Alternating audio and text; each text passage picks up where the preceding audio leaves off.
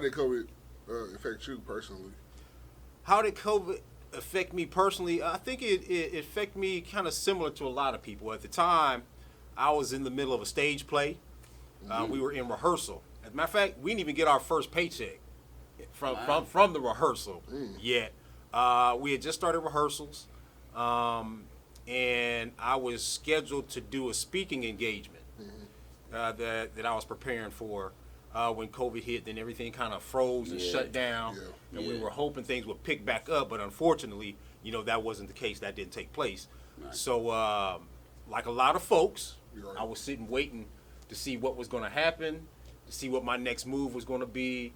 Even at that time, I was looking for my next gig, because usually when you're working on one gig, you're kind of looking for preparing for that next one. Yeah.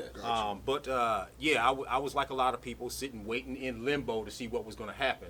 But it kind of, it shut a lot of people down. So that limbo. Sitting in limbo. That was like the biggest thing about it. Everybody just waiting around to see what's going to happen next.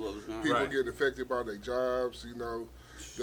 Then they cut unemployment. People's getting affected by that. It wasn't pretty. It wasn't pretty at all. And it still ain't. No, it's not. It ain't all the way.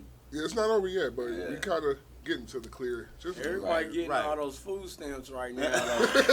I'm trying to go to everybody's house and eat. But the thing is the thing about COVID, it either affected you in a negative way or it affected you in a positive way. Because I agree. Because a lot of people really had to kind of revamp how they performed in the business world. And even with their lifestyles, they had to try to reconstruct how they were doing that. Exactly. So it either pushed some people into going into small business that went into unemployed, where they had to work within their talent, trying to make money, or it pushed you, to for lack of better words, into a lifestyle of hopelessness, for those who don't have that drive. So, so it either affected you in a positive or a negative way. Yeah, just like the chef we had at your show. He had a 9 to 5, and then he became a chef. And he was like, that's all he do now. Right. Yep. So he changed. He changed stuff. So you got any upcoming gigs in the year 2021?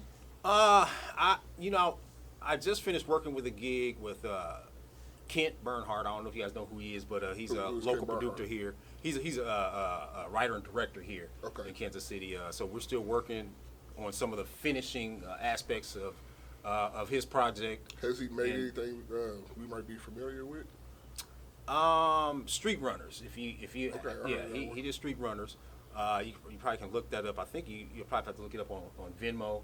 I just finished working on a project with him.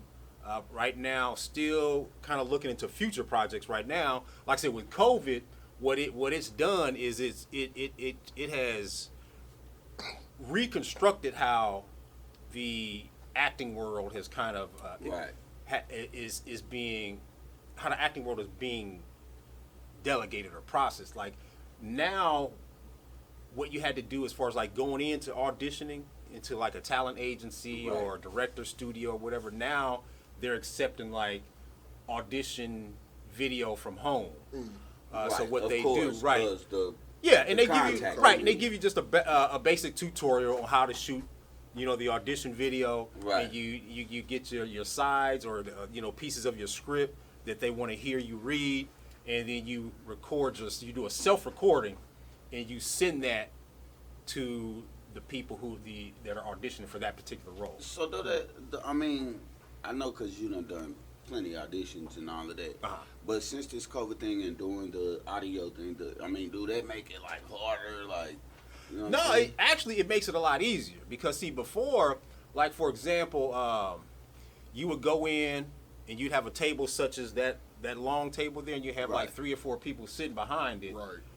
And sometimes some people don't do very well dealing with nerves. Yeah. So they might start their read, and that nervousness might cause you to mispronounce words and things like that. Right. The beautiful thing about doing your own self-recording is that you can mess up as many times. You can go back and delete it. You can choose the best read. You can tear the whole script up trying to read it, but you get one good one and you can send that one. If you got something to say, come speak on it. Every little thing, we be on it.